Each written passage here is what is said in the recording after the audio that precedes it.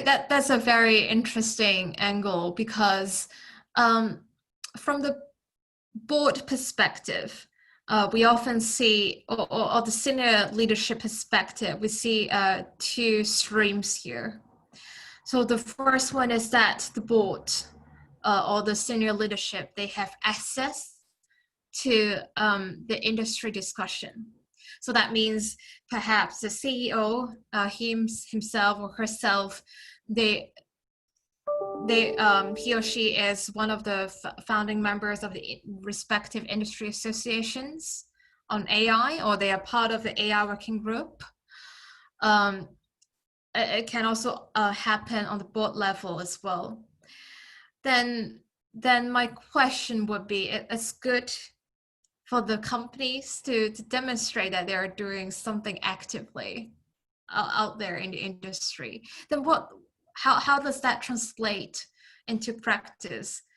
Because it's always good to have top-down buy-in, but how it's gonna translate into the real operations? And I think on this front, companies can do an even better job in articulating what they're exactly doing in their industry discussion and how that's gonna reflect in their current work on trusted AI within the organization. Otherwise, we will see it's not only happening on the AI level, but on many other respective ESG issues. There are more and more industry associations, there are more and more industry working groups with great representation on the senior management level or even the board of directors level.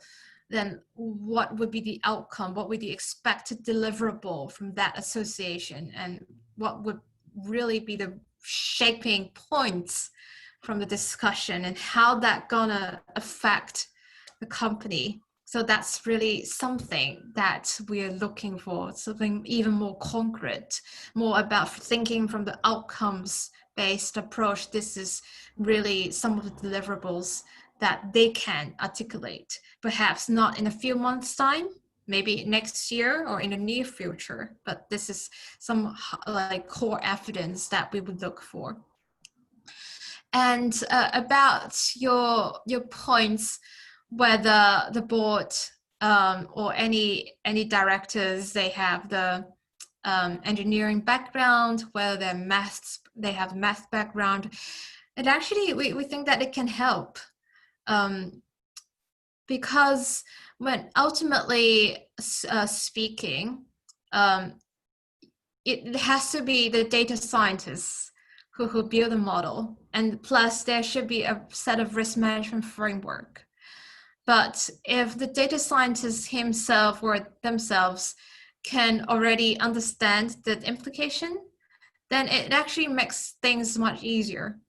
So if the board or if the senior management, they already have this technical background, it's actually easier, theoretically speaking, for them to understand the implication and the complication, and to think about a solution that's workable, feasible for the entire organization.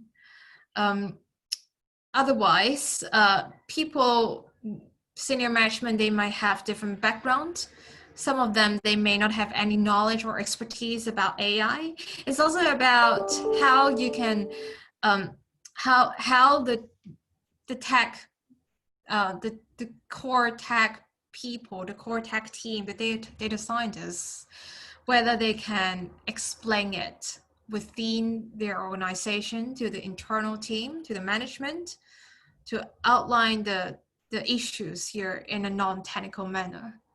Because if we're talking about fairness and unfairness, bias and biases, from the statistical point of view, they may be able to articulate it.